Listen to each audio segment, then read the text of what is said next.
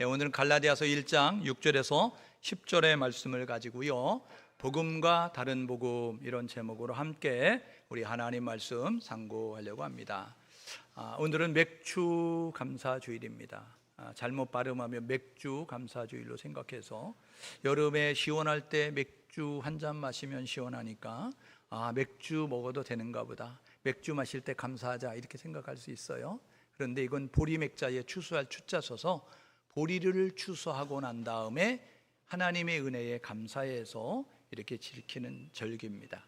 이스라엘은 두 번의 추수를 하게 되는데 봄 절기에는 이렇게 밀과 보리를 추수합니다. 그래서 이것을 지키고 난 다음에 이제 맥주 감사절을 지키는 것이고요, 가을이 되면 포도나무, 감람나무, 그리고 무화과나무에 열매를 거두게 됩니다. 그래서 그것을 거두고 난 다음에 지키는 절기가 수장절, 장막절, 초막절, 이렇게 이야기하면서 우리가 이야기하는 추수감사절로 지키게 되어지는 것이죠. 2024년도 주의 은혜 가운데서 우리가 지금 이 자리에 서 있는 것은 하나님이 보호하시고 인도하시고 동행하셨기 때문입니다. 그래서 하나님의 은혜에 감사한 마음을 가지셔야 되고요, 그리고 2024년도 7월 이후에 후반기의 삶도 하나님이 많은 사고와 사건들이 있겠지만 그 속에서도 우리를 보호하실 것이고 인도하실 것이고 동행하실 것이고 공급할 것을 생각하면서 미리 감사하는 그러한 절기가 되어져야 된다는 것이죠. 여러분, 이 맥추절은요, 이스라엘 백성들에게 구약에서는 이제 맥추절을 다른 말로는 오순절, 칠칠절 이렇게 이야기하게 됩니다. 왜냐하면 6월절을 지나고 난 다음에 7주를 지키고 난 다음에 7주가 지난 그 다음 날이기 때문에 50일째 되는 날이기 때문에 오순절 이렇게 이야기해요. 그런데 이 구약에서는 6월절은 이스라엘 백성들이 출애굽한 절기를 기념해서 지키는 거잖아요. 출애굽은 하나님의 은혜였다는 것을 잊지 않도록 하는 거예요. 애굽에서 나올 수 있었던 것은 애굽에서 나올 만한 이스라엘의 국력이 있었냐, 국방력이 있었냐, 경제력이 있었냐면 그렇지 않아요.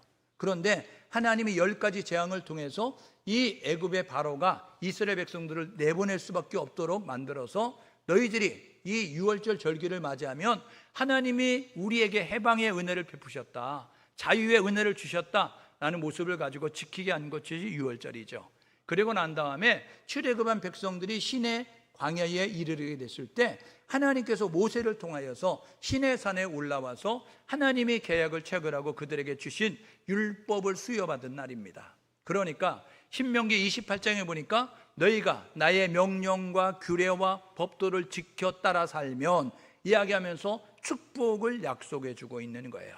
우리가 한 번뿐인 인생을 살아가는데 하나님께서 우리에게 축복의 기회를 주셨어요. 그리고 건강의 기회를 주셨어요. 승리의 기회를 주셨어요. 그런데 그거는 어떻게 하면 되냐면 하나님의 말씀 따라 나아가면 된다는 것이죠. 그러므로 하나님께서 우리에게 축복의 기회를 주셨다, 그리고 성공의 기회를 주셨다. 그래서 그것을 기억하면서 감사의 마음을 가지고 지켜야 되는 것이 구약의 그런 맥추절이라는 거죠. 오순절이라는 거죠. 칠칠절이라는 거죠. 그런데 이게 신약에 오게 되면 예수님이 구속사역을 마치시고 부활하셨어요. 부활하신 다음에 지상에 40일을 더 계십니다. 40일을 더 계시고 이제 내가 하늘로 올라간다, 내가 가면 너희가 가는 것이 너희에게 유익할 거야, 그러면 보혜사 성령을 너희에게 보내줄 거야 이야기하면서 너희들이 그 성령이 너희에게 입힐 때까지 너희는 이 성에 머물러 있어 이야기하면서, 그래서 예수님이 승천하시고 난 다음에 열흘 뒤에 그들에게 성령이 임하였어요. 그러니까 이 신약에서는 하나님께서 이스라엘 백성들에게, 선택된 이스라엘 백성들에게 성령을 부어주셨다는 것입니다. 구약의 율법이 축복의 통로가 되는 것처럼 신약의 성령은 믿음의 사람들에게 공이 있어야 될 것이라는 거예요. 그래서 하나님이 성령을 부어주셔서 성령을 쫓아 행하는 사람들, 성령을 따라 행하는 사람들에게 하나님이 기쁨이 되게 만드셨고, 그리고 하나님이 약속하신 모든 것들을 받아 누릴 수 있는 모습을 갖기 때문에 이 오순절, 이 칠칠절, 이 맥추절을 감사한 마음으로 지켜라 라고 말씀하고 있는 것이죠. 은혜가 뭐지요? 은혜는 자격이 있어서 받는 것은 은혜가 아닙니다. 자격이 없는데 거저 주시는 거예요. 그러니까 은혜는 선물이다 라고 말씀을 드릴 수가 있는 것이죠. 아무런 자격이 없는데 거저 받는 선물이라는 거예요. 아무런 공로가 없는데 거저 주시는 선물이라는 거예요. 그러므로 이제 하나님께서 우리에게 베푸시는 것이 은혜임을 깨달아야 된다는 거예요. 여러분, 고린도서 15장 10절에 보면 바울이 이렇게 고백합니다. 나의 나 되는 것은 하나님의 은혜로 된 것입니다. 내가 썩어질 세상의 것에 집착하고 전념하며 살았는데 눈을 뜨게 만들어서 그것이 무의미하다는 것을, 그것이 무가치하다는 것을 깨닫도록 해주셔서 내가 이렇게 다른 것을 추구하며 살 수 있도록 깨달음을 주셨으니 그게 하나님의 은혜라는 거예요. 그래서 고린도서 15장 10절에 나의 나 된 것은, 내가 썩어질 땅의 것을 자랑했어요. 나는 다소 출신이야. 나는 베냐민 지파야. 나는 가말리엘 문화생이야. 나는 남윤석도 로만 시민권이 있어. 나는 천막 만드는 건축업자 면허도 있어. 이렇게 땅의 것들을 자랑했어요. 그런데 다메섹에서 예수를 만나고 나니까 그거 가치관이 바뀌죠. 인생관이 바뀌죠. 그래서 그 모든 것들이 배설물처럼 여겨지는 거예요. 쓰레기처럼 여겨지는 거예요. 그래서 버리고 나는 예수와 십자가만 알기를 원한다라는 모습 가지고, 나는 입을 열 때마다 예수를 자랑하고 십자가만 자랑할 거야 라는 모습 가지고 나아가게 됐다는 것입니다. 그래서 이 바울이요, 하나님의 은혜를 기억하는 거예요. 나는 죄인 가운데 괴수와 같은 존재였어. 나는 교회를 핍박하는 사람이었어. 나는 예수 믿는 사람을 감옥에 가두는 사람이었어. 그리고 나의 의가 이제 가득 차가지고 남을 판단하고 비판하고 정죄하면서 남에게 상처를 주는 모습을 가졌어. 그런데 이렇게 나에게 하나님의 은혜를 베풀어 주셔서, 죄인과 괴수 같은 나에게 은혜를 베풀어 주셔서, 야, 내가 이렇게 지금 다른 것을 말할 수 있고 정말 영원한 것을 추구할 수 있는 것은 하나님의 은혜야. 그래서 하나님 앞에 고백을 드리는 것입니다.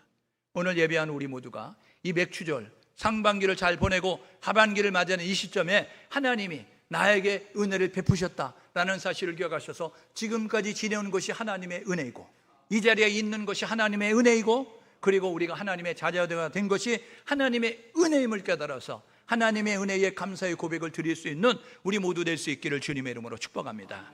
여러분, 바울은요, 다메섹에서 예수를 만나고 난 다음에 완전히 새 사람이 됐어요. 복음을 경험하는 거죠. 하늘에서 강렬한 빛을 받으면서, 그러면서 하늘에서 음성이 들리는 거예요. 그것을 보면서 그가 이제 자기가 판단하고 자기가 결정하고 자기 생각한 모든 것들이 잘못됐다는 것을 깨닫게 되어졌어요. 그래서 그는 복음을 경험하고 난 다음에 인생관, 가치관, 삶의 목표가 달라졌지요. 그래서 그는 일평생 결혼도 하지 않습니다. 뭐 문제가 있어서 결혼을 안 하는 게 아니라, 신부가 없어서 결혼 안 하는 게 아니라, 그는 예수와 복음 때문에 결혼 안 하겠다는 거예요. 왜냐하면 이제 하나님이 만드신 결혼 제도는 좋은 제도지만, 내가 하나님의 복음을 위해서 가정을 이루면 자녀를 돌봐야 되고 아내를 돌봐야 되니까, 그러면 복음을 전하는 시간이 적어. 그러니까 나는 결혼하지 않고 자식을 낳지 않고 나는 복음을 위해서, 나는 예수와 십자가만을 위해서 살겠어, 이렇게 결심하고 삶을 살게 됐다는 것입니다. 그래서 고린도전서에 보게 되면요, 이렇게 고린도 성도들에게 이야기합니다. 결혼 제도를 이야기하면서, 너희들 결혼 안 하는 게 좋아. 결혼 안 하면 신경 쓸 일이 없단다. 그런데 결혼하면 신경 쓸 일이 많아. 그러니까 결혼하지 마. 그런데 너희들이 주체할 수 없어가지고 육신을 가지고 있어서 이 육신이 주체할 수 없이 욕망이 끌어오르고 욕정이 끌어오르고, 그래서 마음으로 이렇게 생각으로 죄를 짓게 되면 그거 죄 짓는 거니까, 그러면 견딜 수 없으면 결혼해. 그런데 이제 결혼 안 하는 것도 더 좋다고 생각해 라고 이야기하면서 말씀하고 있는 것을 우리가 보죠. 여러분, 다메섹에서 이 복음을 경험한 이 바울은 어떤 모습을 가진 유대교인에서 기독교인이 되는 거예요. 그래서 예수를 전하는 자가 되는 것이죠.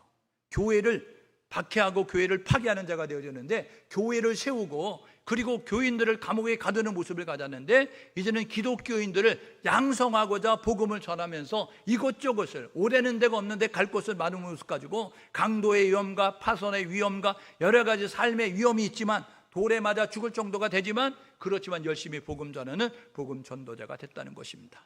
바울의 전도 여정은요, 수리아 안디옥 교회에서 파송을 받아서 바나바와 함께 이렇게 전도를 떠나게 되어지죠. 1차 전도는요, 갈라디아 지방으로 다녀오게 되어졌어요.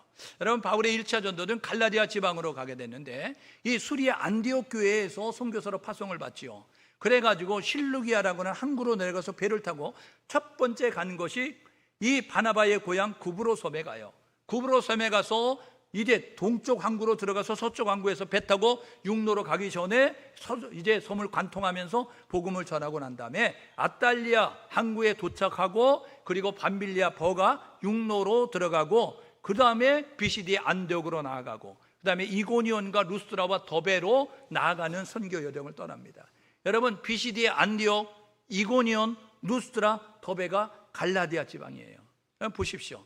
이게 갈라디아 지방인데요, 여기에 보게 되면 여러분, 이것이 바울이 1차 전도 다녀왔던 곳에 있게 되어지는 거예요. 그러니까 여러분, 이 남갈라디아서를 보게 되어지면 바울이 1차 전도 때 갔다 왔다라고 이렇게 이야기하는 것을 우리가 보게 되는 것이죠. 이 바울이 1차 전도 때 갈라디아 지방을 다녀오게 되는데, 이 갈라디아 지방은 북쪽의 갈라디아 왕국 앙카라, 이 지금 터키 지역의 앙카라 그 근교에 있는 것을 이야기하게 되는데, 남쪽의 갈라디아 지역은 바울의 1차 전도 지역이에요. 그래서 비시디의 안디옥, 이고니온, 루스드라, 더베가 남갈라디아 지역에 있게 되어졌습니다. 갈라디아 교회는 바울이 1차 전도 때 세워졌던 교회입니다.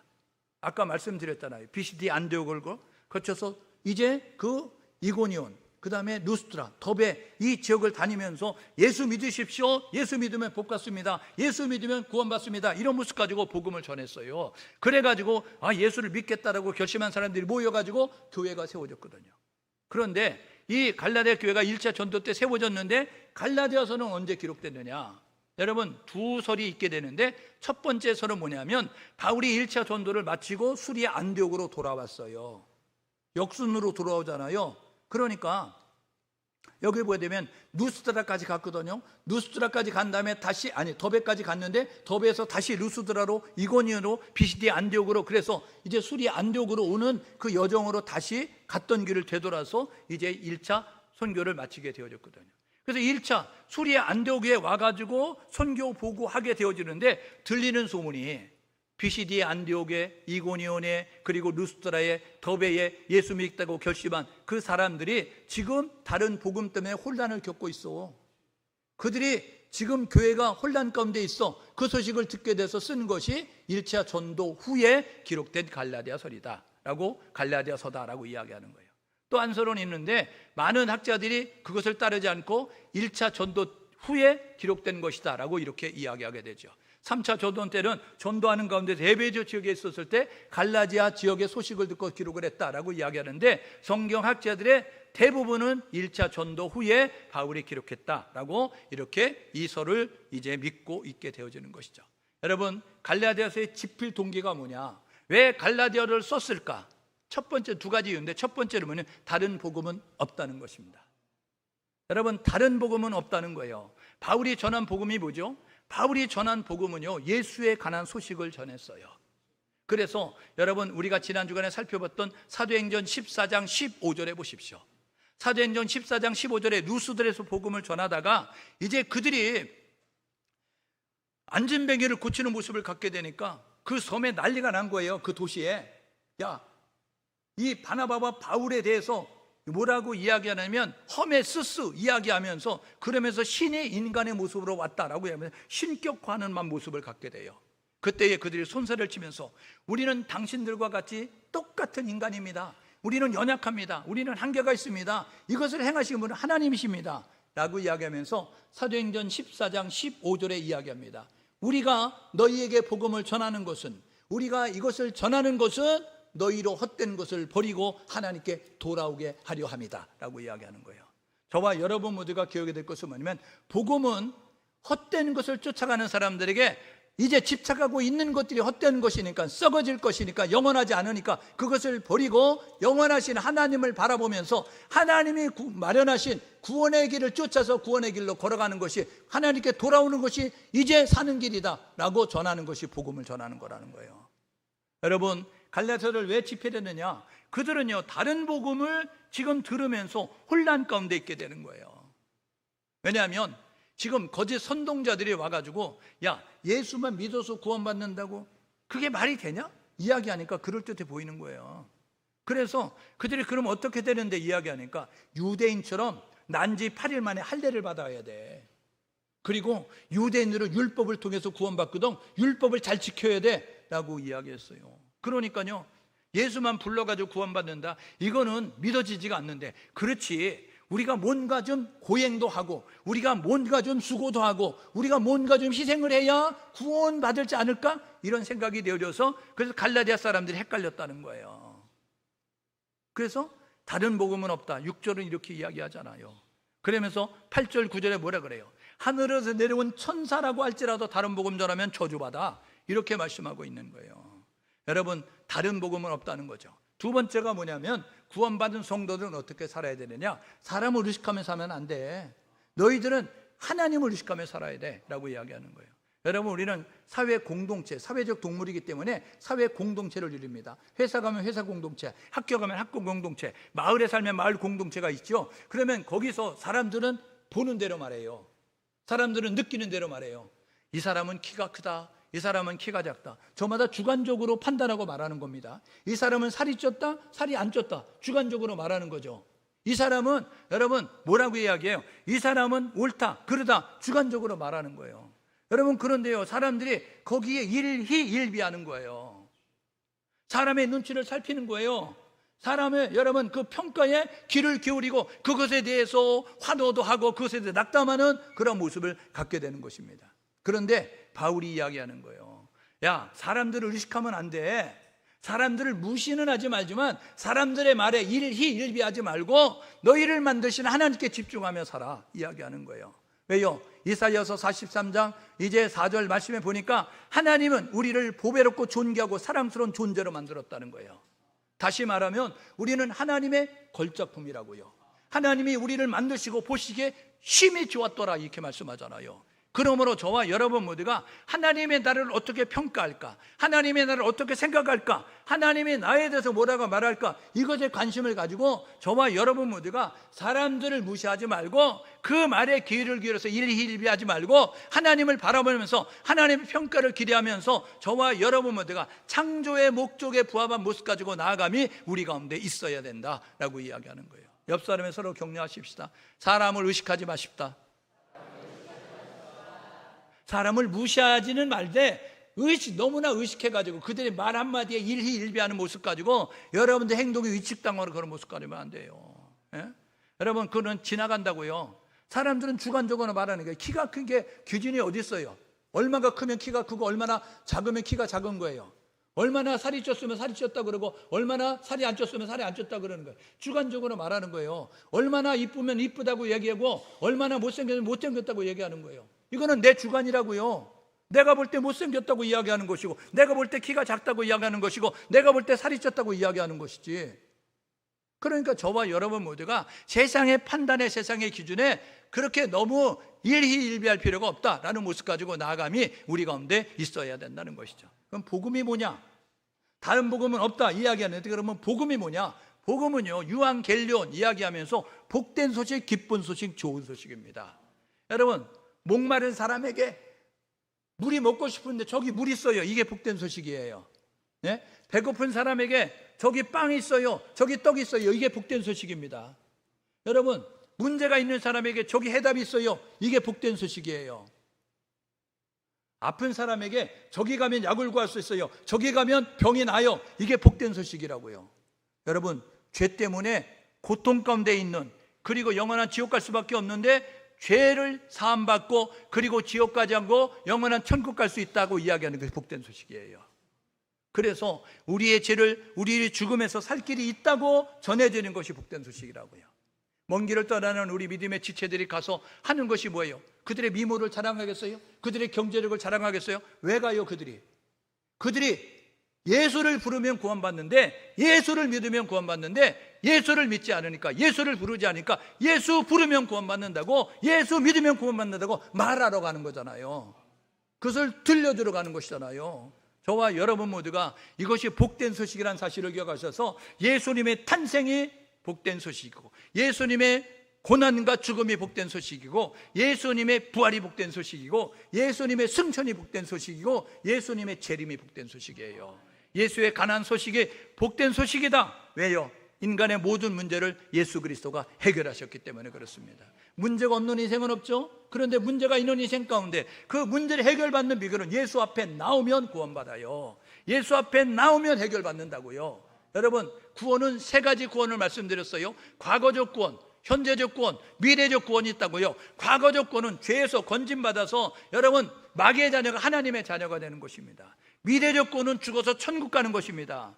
현재적 구원은요, 여러분 뭐냐면요, 환난 날에 나를 불러라, 내가 너를 건지리니 너가 나를 영화롭게 하리라. 여러분 시편 기자의 말씀처럼 저와 여러분 모두가 환난과 고통과 문제와 어려움 가운데 하나님 구원자 예수를 부를 때에 내가 너를 건질 것이니 내가 너를 구원할 것이니 말씀하셨으니, 저와 여러분 모두가 삶의 현장에서 만나는 모든 문제, 예수 이름 불러 구원받을 수 있는, 예수 이름 불러서 치유받을 수 있는, 예수 불러서 해결받을 수 있는 우리 모두 될 수 있기를 주님의 이름으로 축복합니다.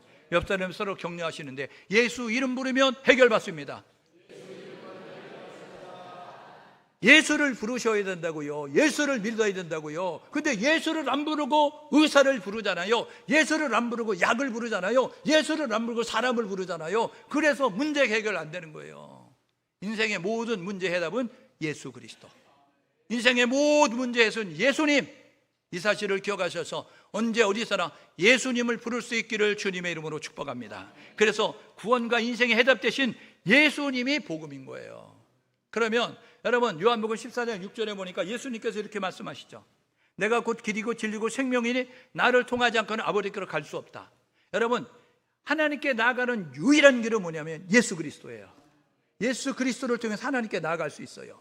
사도행전 4장 12절에 보니까요, 다른 이로서는 구원을 얻을 수 없나니 천하 인간의 구원을 얻은 만한 이름을 너희에게 주신 일이 없다. 오직 예수예요. 그러므로 예수 이름이 유일한 방법이고 예수님이 하나님께 나갈 수 있는 유일한 길이라는 사실을 기억하셔서 저와 여러분 모두가 예수를 부르고 예수를 전달할 수 있기를 주님의 이름으로 축복합니다. 예수님의 전도법 아세요? 예수님의 전도법은 와 보라, 와서 보라는 거예요. 그리고 성령 받으라, 그 다음에 뭐래요?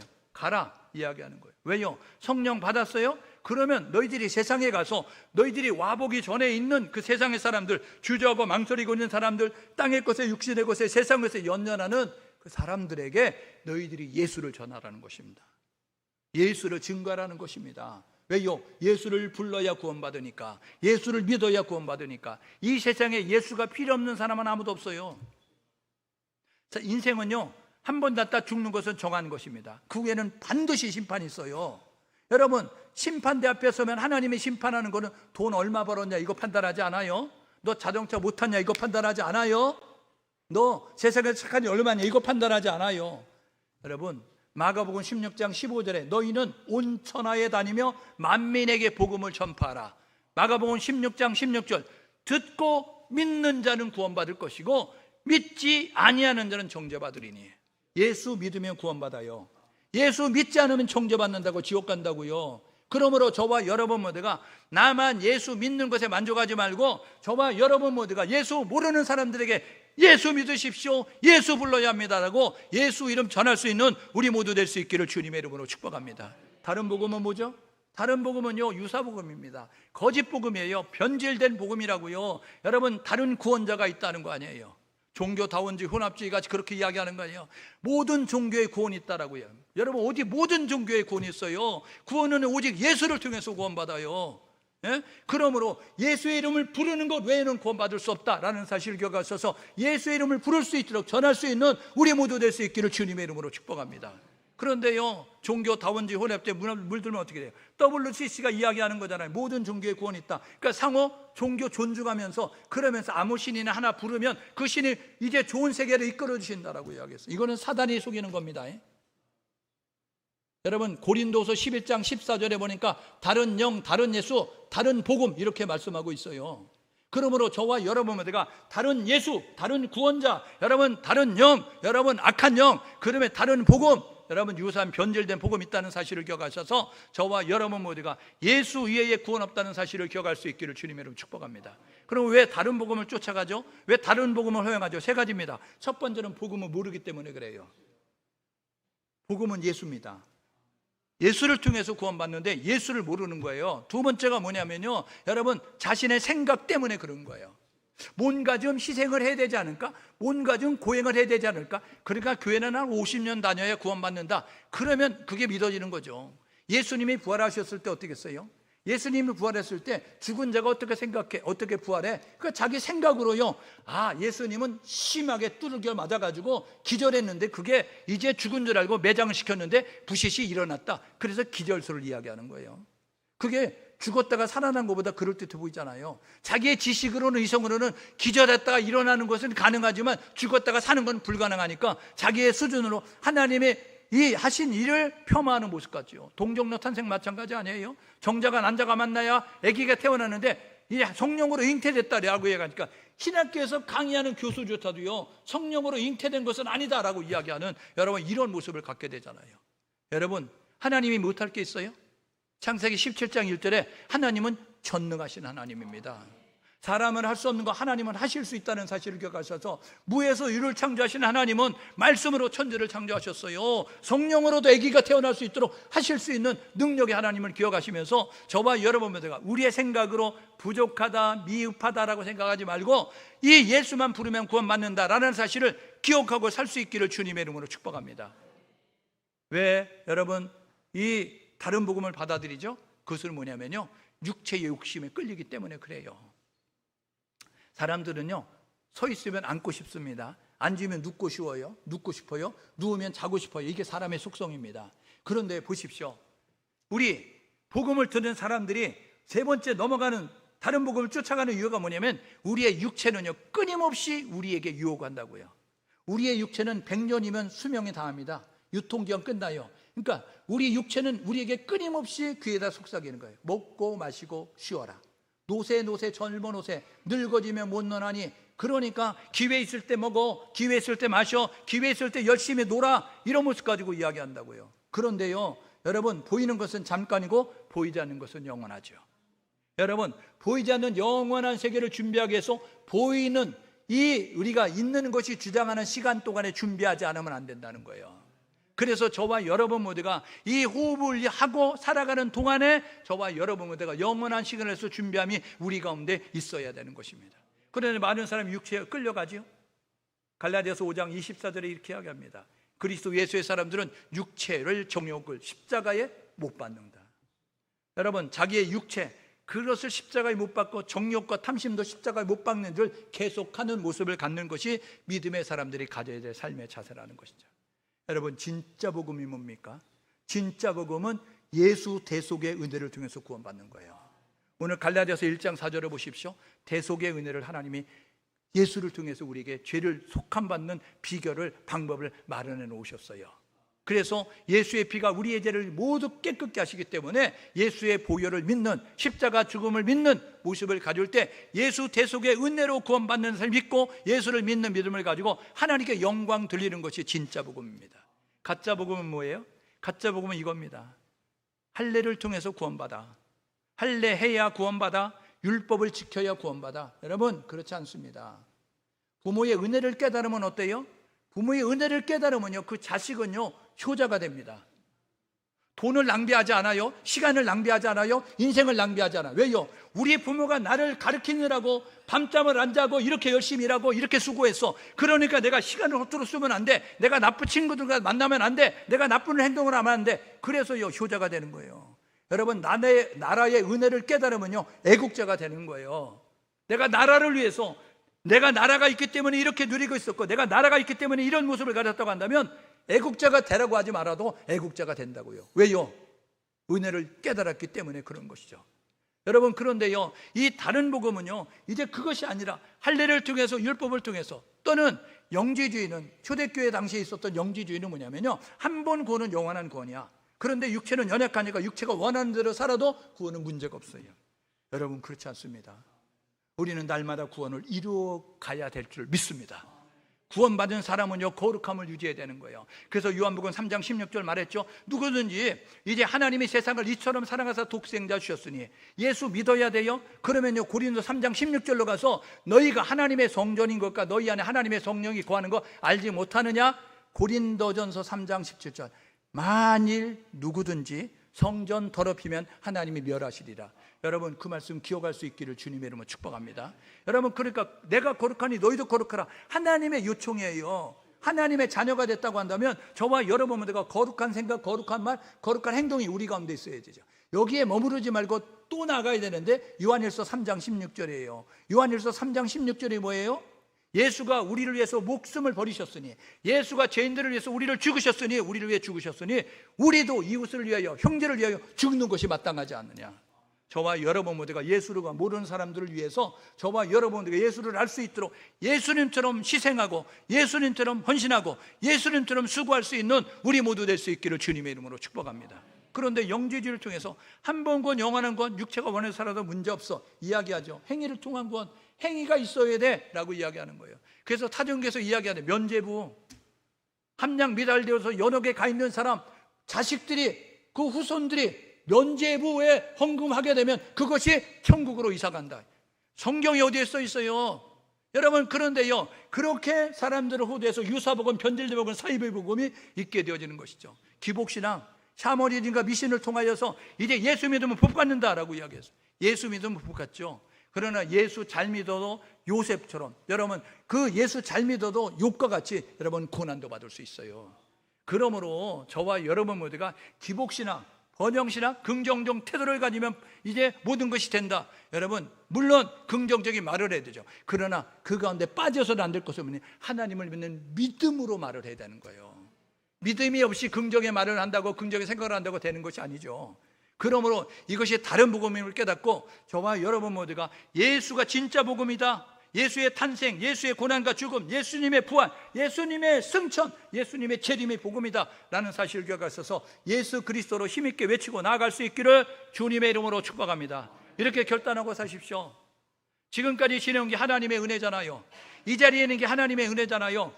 여러분, 그렇다고 한다면 하나님의 은혜를 덧입었으니까 그러면 후반기는 내가 어떻게 살아낼까? 후반기는 어떻게, 내가 어떻게 해서 무엇을 해서 하나님을 기쁘게 할까? 여러분이 생각하면서 살아야 되는 첫 번째는 뭐냐면 복음을 바로 알 수 있기를 주님의 이름으로 축복합니다. 복음을 알고 복음을 누리는 자가 되십시오.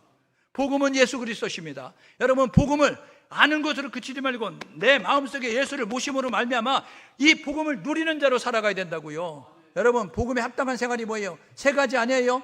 항상 기뻐하고 여러분 범사에 감사한 모습 가지고 나아가는 거예요. 늘 기뻐하고 감사하는 거예요. 두 번째가 뭐예요? 항상 기도하고 그리고 기도가 응답이 될 때까지 기다리는 모습 가지고 기대하며 사는 것입니다. 세 번째가 뭐예요? 여러분, 성도 간의 사랑의 교제를 나누고 세상을 향하여서는 복음을 전하는 전도와 선교에 열심을 내는 모습이 복음에 합당한 생활이라고요. 복음을 누리는 자의 삶이라는 사실을 기억하셔서 이 하반기에는 여러분의 가족들에게, 여러분의 친구들에게, 여러분의 이웃들에게, 여러분 동네 사람들에게, 회사 동료들에게, 학교 친구들에게 예수 믿으라고 말할 수 있는 우리 모두 될 수 있기를 주님의 이름으로 축복합니다. 여러분, 다른 복음 없습니다. 변질된 사이비 유사복음 말하지 말고 예수 믿으면 구원받아요, 예수 믿으면 구원받아요, 예수 부르면 구원받습니다, 이렇게 말하시고요. 그리고 하나님의 기쁨이 되는 삶을 사십시오. 하나님이 뭘 기뻐하시죠? 하나님 기뻐하는 건 세 가지입니다. 첫 번째는요, 히브리서 11장 6절에 믿음이 없이는 기쁘시게 못하나니, 하나님을 인정하는 믿음, 하나님을 믿는 믿음의 생각, 믿음의 말, 믿음의 행동이 하나님을 기쁘게 한다고요. 두 번째는 뭐냐면요, 시편 69편 30절 31절에 이렇게 말합니다. 너희가 소 곧 뿌리는 황소를 드리는 것보다 하나님이 더 기뻐하시는 것은 뭐냐면 하나님이 살아계시다. 여러분, 하나님을 높이는 노래를 부르고 하나님이 살아계시다, 하나님은 위대하시다 고백하는 것을 하나님이 기뻐하는 것입니다. 저와 여러분 모두가 하나님을 인정하고 고백해서 하나님의 기쁨이 될 수 있기를 주님의 이름으로 축복합니다. 옆 사람에게 서로서 격려, 하나님은 살아계십니다. 여러분, 이렇게 말하면 하나님이 기뻐하신다고요. 하나님은 나의 아버지가 되십니다. 하나님 이걸 기뻐하신다고요. 여러분이 황소를 드리는 것보다, 황소 한 마리 얼마예요?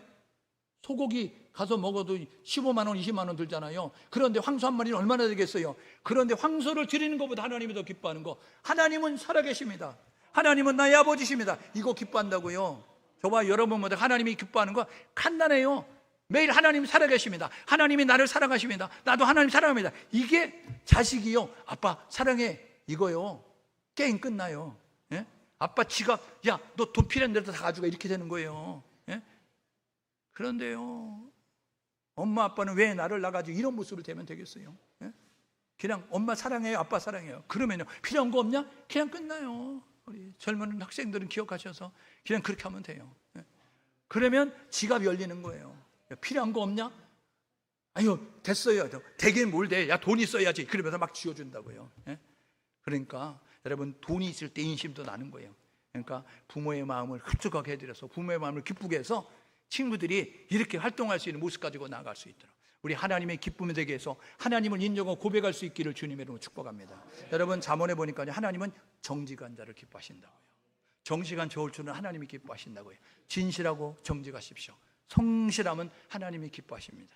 오늘 예배한 우리 모두가 후반기 그렇게 살으셔서 우리 기도했던 이춘식 권사님처럼 복음을 전하는 삶이 되십시오. 우리 주변에 복음 전하고, 우리 친척에 복음 전하고, 우리 가족들에게 복음 전하여서 다 예수 믿는 가정 만드시고, 다 예수를 통해서 주신 놀라운 은혜와 축복을 경험할 수 있는 그러한 기적의 주인공, 그리고 축복의 주인공이 돼서 간증의 주인공 될 수 있기를 주님의 이름으로 축복합니다. 함께 마음을 모두 기도하게 이렇게 기도하면 좋겠습니다. 하나님, 전반기를 잘 지내와서 감사합니다. 후반기에도 하나님 놀랍게 역사하실 줄 믿습니다. 복음을 바로 알고 다른 복음에 현혹되지 말고 하나님을 기쁘게 하며 살게 도와주십시오. 함께 마음을 모두어서 우리 하나님 앞에 기도합니다.